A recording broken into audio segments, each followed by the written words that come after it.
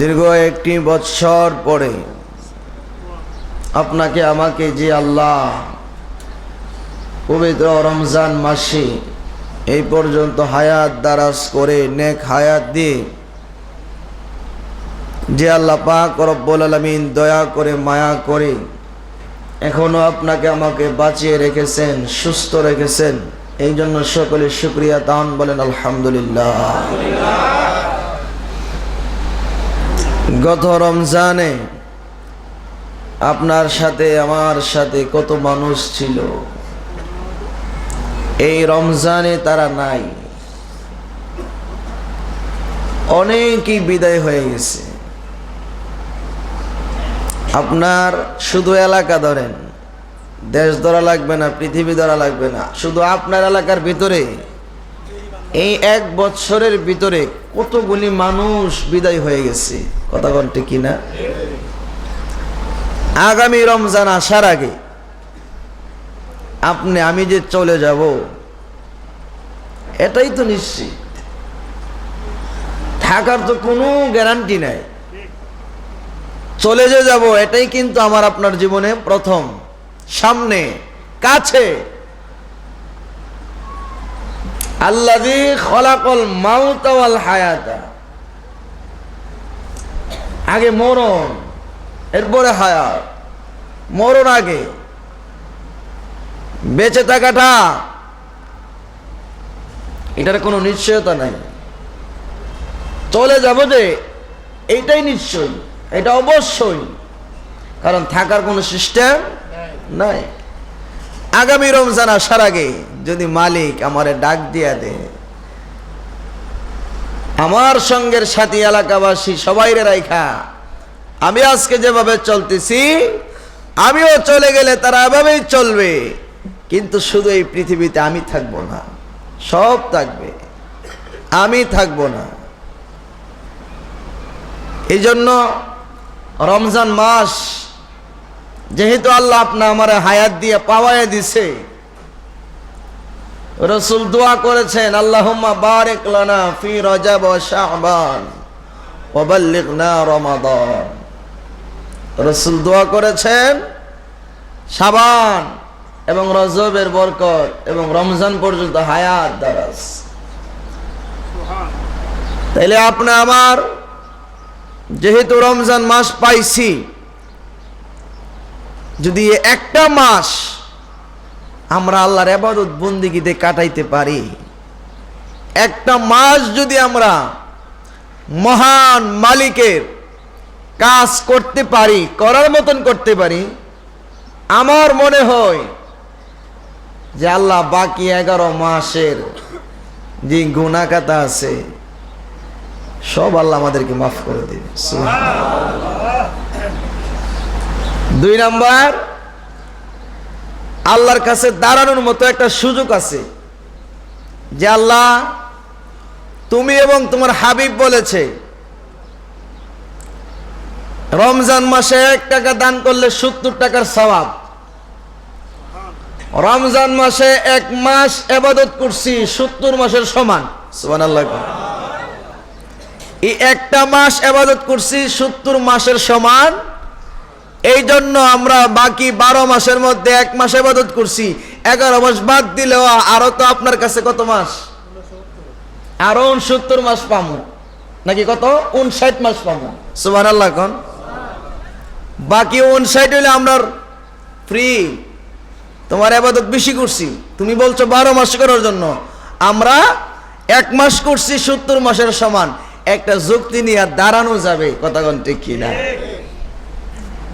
এই জন্য আপনি আমার প্রয়োজন ছিল 11 মাস যাই করি রমজান মাসটা ভালোভাবে কাটায়, কারণ 1 মাসে 70 মাসের সওয়াব। যেরকম সুবহানাল্লাহ। কিন্তু গিয়ে দেখেন কত পার্সেন্ট মানুষ রোজা রাখে, কত পার্সেন্ট মানুষ তারাবি পড়ে, কত পার্সেন্ট মানুষ নামাজ পড়ে 5 ওয়াক্ত? নাই। একদল আছে রোজা রাখে নামাজ পড়ে না, আর একদল আছে নামাজ পড়ে রোজা রাখে না। আছে না নাই? এই জন্য আপনি আমার অনেক প্রয়োজন, অনেক প্রয়োজন। যে রমজান মাসটা আল্লাহর ইবাদতে কাটানোর জন্য। রাসূল বলেন রমজান মাস যখন আসে তখন আমার আল্লাহ ফেরেশতাদেরকে অর্ডার করে, ফেরেশতারা জান্নাতটা সাজাও। হুরগেলমানদেরকে বলে তোমরা নতুন পোশাক পরিধান করো। আল্লাহর আরশ থেকে একটা রহমতের হাওয়া দে, ওই হাওয়ায় জান্নাতের প্রত্যেকটা গাছপালা ধুলতে থাকে, হেলতে থাকে, নড়তে থাকে। ফেরেশতারা জিজ্ঞাসা করে আল্লাহ ব্যাপার কি? আল্লাহ গো আমার বান্দাগুলি রমজান মাস পায়া খুশি হইয়া তারা ইবাদতের মাত্রা বাড়াই দিছে, আমি আল্লাহ তাদের জন্য খুশি হইয়া জান্নাতের সৌন্দর্য বাড়াইতেছি। সুবহানাল্লাহ। কিন্তু কই ইবাদতের মাত্রা স্পিড কয়দিন থাকে জানেন? 2-4 দিন, 2-3 দিন। কতক্ষণ ঠিক কিনা? প্রথম দিন মসজিদে জায়গা নাই, এক কাতারে 50 জন, কাতার হলো 55টা। হাই হাই, পরের দিনই কম, পরের দিন আরো কম। গতকালকে দেখলাম গইনা মাত্র 7 কাতার শেষ পর্যন্ত টিকছে। কত? এখন যে পরিমাণ আছে এই পরিমাণ, বাকি নাই। বাবাই বলছে, এক লোকে বলতেছে আপনার ছেলে তো শ্বশুর বাড়ি যে যাইতেছে, যে পথে যাইতেছে ওই রাস্তার মধ্যে তো বাঘ আছে। বাবাই জিগা তাহলে কি হবো? বলে বাঘে তো খাই লইব। যাওয়ার সময় না আওয়ার সময়? ও শ্বশুর বাড়িতে যাওয়ার সময়। শ্বশুর বাড়িতে যাওয়ার সময় আমার ছেলে তো বাঘ, ওরে খাইবো কেমনে? আবার আসার সময় একটা কথা আছে। এই জন্য রমজান যখন ঢুকছে তখন বাঘের মতন আইছে, কিন্তু আবার যখন যাওয়া শুরু করছেন পরে বাঘে খাইয়া লাইছে। অর্থাৎ বাড়ি যাওয়ার পরে শয়তানে কইছে কি রে রোজার মাস জিজ্ঞা গিয়ে করে জীবন দেলাইবে নি? কথা কর না কেন? শয়তান বলে না রোজার মাস জিজ্ঞা গিয়ে করে পুরা 20 টাকা দিয়ে পূরণ লাগবো, 8 টাকা তৈরি বাজে বাজে বাড়িতে আয় বলিস। কথা কন, কথা কন। যাই হোক বাবা, এই রমজান মাস, এই রমজান মাসে আমার আল্লাহ কোরআন নাজিল করেছে। রমজান মাসকে আমার আল্লাহ উম্মতদেরকে দান করেছে স্পেশাল ভাবে। এই রমজান মাসে আসলে মানুষ ইবাদতের মাত্রা বাড়ানোর দরকার, কিন্তু আমার দেশে মানুষ ইবাদতের মাত্রা বাড়ায় না। ব্যবসায়িক দোকানে লোক আগে ছিল 2 জন, এখন হয়েছে 3 জন। কতক্ষণ ঠিক কিনা? ওই ইবাদতের মাত্রা বাড়ানোর দরকার, আমরা লোক সংখ্যা বাড়াই। কতক্ষণ ঠিক কিনা? সমাজের মধ্যে আমরা দাম বাড়াই, দাম। প্রথম 10 দিন রহমতের, এবার রহমতটা দিয়া প্রথম 10 দিন নেগা সবজিওয়ালারা। কতক্ষণ ঠিক কিনা? দ্বিতীয় 10 দিন নে কাপড় মার্কেটওয়ালারা, তৃতীয় 10 দিন নে পরিবহন গাড়িওয়ালারা। কতক্ষণ ঠিক কিনা? অথচ আল্লাহ ভাগ করে দিছে রমজান। রমজান লিখতে প্রথম অক্ষর র, আর প্রথম 10 দিন হইল রহমত। রহমত লিখতে প্রথম অক্ষর র। কতক্ষণ ঠিক কিনা? দ্বিতীয় অক্ষর হইল মিম। দ্বিতীয় 10 দিন হইল মাগফিরাতের। সুবহানাল্লাহ কোন? মাগফিরাত লিখতে প্রথম হরফ কি? মিম। তৃতীয় নাজাত, শেষে নুন। রমজানের শেষে কিন্তু নুন। কতক্ষণ ঠিক কিনা? আল্লাহ কো রমজান 3 ভাগে ভাগ কইরা আমি আল্লাহ রহমত, মাগফিরাত, নাজাতের সাথে মিলাইছি। আর আমার দেশের লোকেরা প্রথম 10 দিন হইল এই সবজিওয়ালারা, দ্বিতীয় 10 দিন হইল কাপড় চোপড়ওয়ালারা, তৃতীয় 10 দিন পরিবহন গাড়িওয়ালারা। তারা ভাগ করছে এক বাইলে, আমি আল্লাহ ভাগ করছি আরেক বাইলে। মিথ্যা বললাম নাকি? অথচ মুসলমানের দেশে মুসলমান হিসাবে রাসূল বলেন রমজান মাসটাই হলো একে অন্যকে সহযোগিতা করার মাস। আর আমরা একে অন্যের সহযোগিতা না কইরা সিন্ডিকেট কইরা মালের দাম 5 টাকা 25 টাকা। কথা কোন ঠিক কিনা? যদিও আমি কিনি না, বেশিরভাগ আমরা ফ্রি দিয়ালা, আমরা হুজুর না, কিন্তু গিয়া দেখলাম লেবু যে 5টি আলি 10টি আলি কিনছি, এই লেবু হন বলে 100 না 150 টাকা কত কেজি বলে, কত টাকা 160 টাকা কেজি। যদি আমার তো টেয়ারা না লেবু বলে বেড়া এই লেগে জানি না, কিন্তু শুনলাম হে বেটা কইতেছো আমি 99 ফোন দিতেছি দাঁড়ান, 999 ফোন দিতেছি দাঁড়ান। রে বলা খারাপ তুমি ফোন দাও, তোমার পুলিশ যদি আয়ে পুলিশের লেবু বাগানের বাইন্দা তুমি যদি কম দা না আনতারে হে যেমন টিট দিছে হে বড় দিয়ে লাইছে। তাহলে চিন্তা করেন যারা আমাদের ব্যবসায়িক আছে, আমি তাদেরকে বলছি না তো, আরে গোড়াই তো সমস্যা, কতক্ষণ ঠিক কিনা কর। যাই হোক ওইদিকে গেলাম না। রমজান মাস যখন আসে আমার আল্লাহ পাক রব্বুল আলামিন প্রথম আসমানে চলে আসে। প্রথম আসমানে আইসা বান্দারে ডাকতে থাকে, বান্দারে তুই আমি আল্লাহর কাছে কি চাইবি, আমি আল্লাহ দেওয়ার জন্য প্রস্তুতি নিয়ে আসছি। তুই যা চাইবি আমি আল্লাহ সঙ্গে সঙ্গে তোকে দিয়ে দিব। বলেন সুবহানাল্লাহ। আরে রোজাদার আসাউমিলি ওয়ানা জিজিবি, রোজা আমার জন্য আমি নিজের হাতে রোজার সওয়াব দান করব। আমি আল্লাহ পাক রব্বুল আলামিন আমি নিজের হাতে বান্দারে রোজার সওয়াব দান করব। আমার বান্দা যখন সারাদিন না খেয়ে থাকার কারণে, ব্রাশ করার না কারণে, দাঁত মাজন না করার কারণে আমার বান্দার মুখের মধ্যে এক ধরনের দুর্গন্ধ হয় রে, ফেরেশতারা শুনে রাখো, ওই মুখের দুর্গন্ধগুলি রোজাদারের আমি আল্লাহর কাছে মেশক আম্বরের চাইতে আসে বেশি সুঘ্রাণ মনে হয়। বলেন সুবহানাল্লাহ। কি মনে করছেন আল্লাহর চাইতে দামি এই পৃথিবীতে কেউ আছে নাকি? আল্লাহ বলে আমার বান্দাদের মুখের দুর্গন্ধটা তোমরা দেখো, দুর্গন্ধ আমি আল্লাহ দেখি মেশক আম্বরের চাইতে আরো বেশি সুঘ্রাণ। জোরে কোন সুবহানাল্লাহ। আমার বান্দা যখন ইফতারিটা সামনে নিয়ে, আমার বান্দা যখন ইফতারটা সামনে নিয়ে, তার সামনে আলুর চপ আছে, বড়া আছে, বেগুনি আছে, মুড়ি আছে, খেজুর আছে, শরবত আছে। আমার বান্দা যখন 10 মিনিট 15 মিনিট কোনো মানুষ যখন ইফতারের সামনে নিয়ে বসে থাকে, আর যখন বান্দা আল্লাহর কাছে মোনাজাত করতে থাকে, আল্লাহর কাছে চাইতে থাকে, ইফতারের আগের সময় আল্লাহর কাছে ইফতার সামনে নিয়ে যা চাইবেন আমার আল্লাহ আপনাকে তাই দিয়ে মনটা ভরে দিবে, আপনাকে খুশি করে দিবে। বলেন সুবহানাল্লাহ। ইফতার সামনে নিবেন, 10 মিনিট আগেই ইফতার সামনে নিয়া বৈশা মনে মনে অথবা হাত তুলে আল্লাহর কাছে দোয়া করবেন, অথবা ইয়া ওয়াসিআল ফাদলি ইগফিরলি পড়বেন। দেখবেন আপনি যা চাইবেন কোনো না কোনো ভাবে আমার আল্লাহ আপনার এই হাজত পুরা করে দিবে, আপনার মনের আশা আল্লাহ পুরা করে দিবে, আপনার মাকসুদে হাসানা আমার আল্লাহ কবুল করে নেবে। যেরকম সুবহানাল্লাহ। রোজাদার ইফতারি নিয়ে বসে থাকে, ফেরেশতাদেরকে আল্লাহ জিজ্ঞাসা করে, ফেরেশতারা দুনিয়ার জমিনে চলে যাও, আমার বান্দা গুলির সামনে দিয়ে খাবার আছে।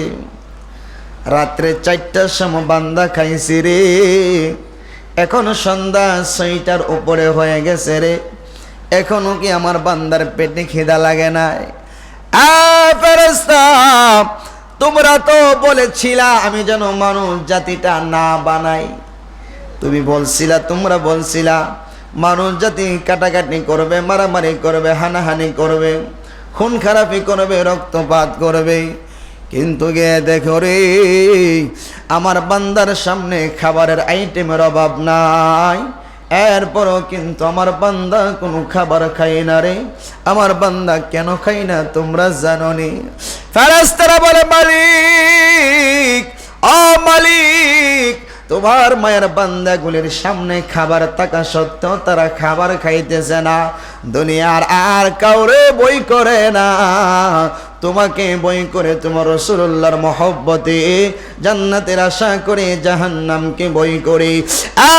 ফেরেশতারা, যদি তাই হয়ে থাকে আমার বান্দাদের খাওয়ার ক্ষমতা থাকার পরেও তারা খাইতেছে না, খাবার থাকার পরেও তারা খাইতেছে না, শরবত পানি থাকার পরেও তারা পান করতেছে না রে, শুনে রাখো আমি আল্লাহ তোমাদেরকে কথা দিলাম, আমার বান্দারা যেহেতু আমারে ভয় করেছে, তোমরা সাক্ষী দিয়েছ, আমার বান্দার এই ভয়ের কারণে তার পিছনের জিন্দেগানির যত গুনাহ আছে সবগুলি গুনাহ আমি আল্লাহ রহমান রহিম নামের খাতিরে, আমি গফফার নামের খাতিরে আমার বান্দার জীবনের গুনাহগুলি ক্ষমা করে দিলাম। বলেন সুবহানাল্লাহ।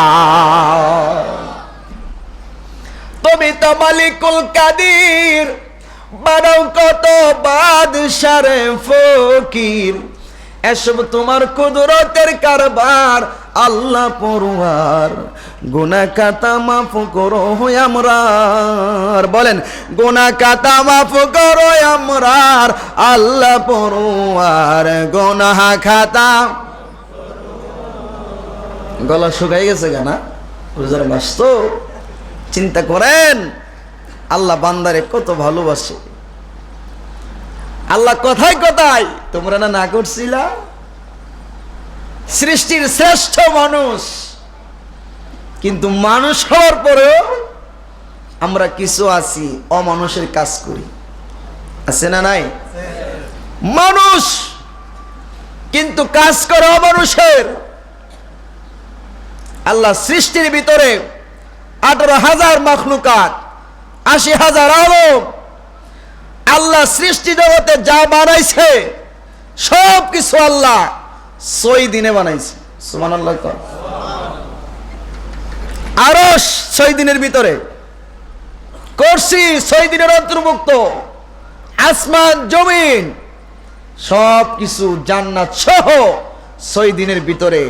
কিন্তু আপনারে আমারে আল্লাহ 10 মাস 10 দিন লাগায় বানাইছে। সুবহানাল্লাহ। আরে চিন্তার বিষয়, ভাবনার বিষয়। দেখবেন মাঝে মধ্যে কিছু কারিগর আছে, জিনিস বানাইতে বানাইতে হঠাৎ করে এমন একটা বানাইলা নিজেই ছায়া দেখে অনেক সুন্দর হয়েছে। কথা কোন থেকে? আমার তো মনে হয় আমার মালিক সৃষ্টি জগতের সবাইরে বানাইতে বানাইতে মানুষ যখন বানাইছে তখন আল্লাহ নিজেই তাকায় রইছে, নিজের কাছে সুন্দর লেগে গেছে। এই জন্য মনে আল্লাহ বলছে যেহেতু সুন্দর লেগে গেছে এটারে সৃষ্টির মধ্যে শ্রেষ্ঠ বানাই দিলাম। সুবহানাল্লাহ। কিন্তু কই শ্রেষ্ঠ মানুষের কাজ তো এখন নাই।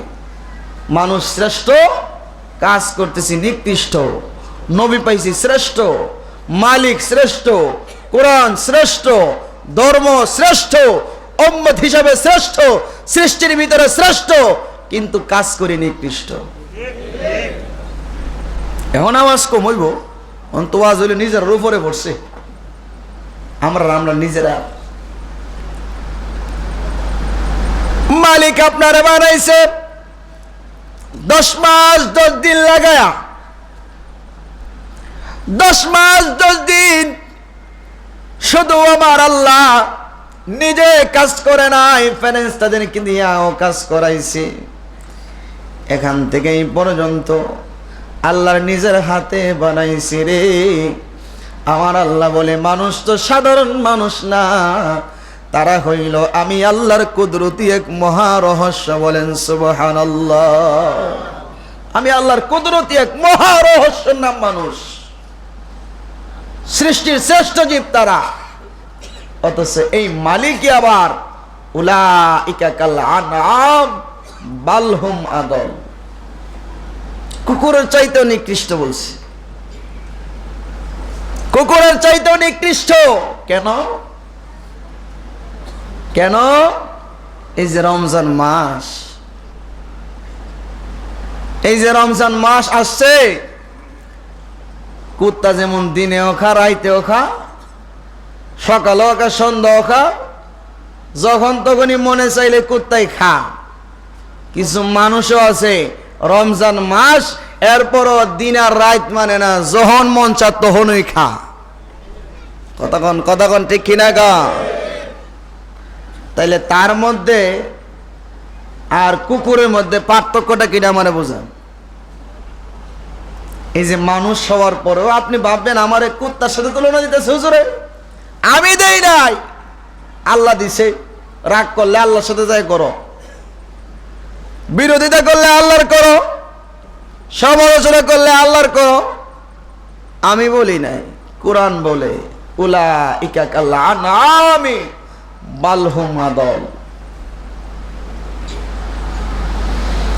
এই জন্য সারা বছর যাই করছেন না করছেন, রমজান মাস যেহেতু আসছে, এই রমজান মাসটা নিজের চরিত্রের হেফাজত করেন। সারা বছর তো যাই করছেন আর না করছেন, এই রমজান মাসে নিজের চরিত্রকে হেফাজত করেন, নিজের আদর্শকে ইসলামিক আদর্শে আদর্শিত করেন, আমার রাসূলুল্লাহর আদর্শে আদর্শিত করেন। এই রমজান মাসে আপনি কোরআন শরীফ তালাওয়াত করেন। হুজুর আমি তো কোরআন তালাওয়াত করতে পারি না। আরেকজন কোরআন তালাওয়াত করলে তার তালাওয়াতটা মনোযোগ সহকারে শুনেন। হুজুর আমি তো শোনার মতো সময় আমার কাছে নাই। যদি আপনার ডিউটি 12 ঘন্টা হয়, 6টা থেকে 6টা হয়, বাকি 12 ঘন্টার ভিতরে আপনার কোরআন শরীফ পড়া শোনা লাগবে না। কোরআন শরীফ যদি না পারেন তাহলে পড়াও লাগবে না। এই কোরআনটা হাতে নিয়া আরে মেইলা কোরআনের ভিতরে পাক পবিত্র হয়ে চুমু খাইবেন আর মালিকের কাছে আফসোস করবেন, মালিক গো আমি তো তোমার কোরআন পড়তে পারি না। মালিক মুসা আলাইহিস সালাম তোমার সাথে তোর পাহাড়ে গিয়ে কথা বলেছেন, এই জন্য তার নাম হয়েছে কালিমুল্লাহ। কালিমুল্লাহ মানে আল্লাহর বন্ধু। কোন বন্ধু? যিনি আল্লাহর সাথে কথা বলতে পারে। সুবহানাল্লাহ। আরে কালিমুল্লাহ আল্লাহর সাথে কথা বলার জন্য নাম হইল কালিমুল্লাহ। মুসা কালিমুল্লাহ। আর আমার আল্লাহ কই আমার আখিরি নবীর উম্মত গুলি আমি আল্লাহর সাথে কথা বলবে।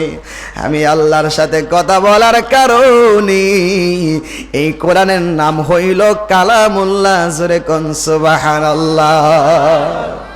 কালিমুল্লাহ কালামুল্লাহ বেশি তফাৎ না, কিন্তু কালিমুল্লাহ আল্লাহর সাথে কথা বলে, কালামুল্লাহ কেউ পড়লে আল্লাহর সাথে কথা বলা হয়। সুবহানাল্লাহ কোন। তাইলে মুসা আলাইহিস সালাম তুর পাহাড়ে গিয়ে আল্লাহর সাথে কথা কইছি। আপনি জমিনে থাইকে আল্লাহর সাথে কথা বলার সিস্টেম, কোরআন তেলাওয়াত করলে আল্লাহর সাথে কথা বলা হয়। আর আসতে কোন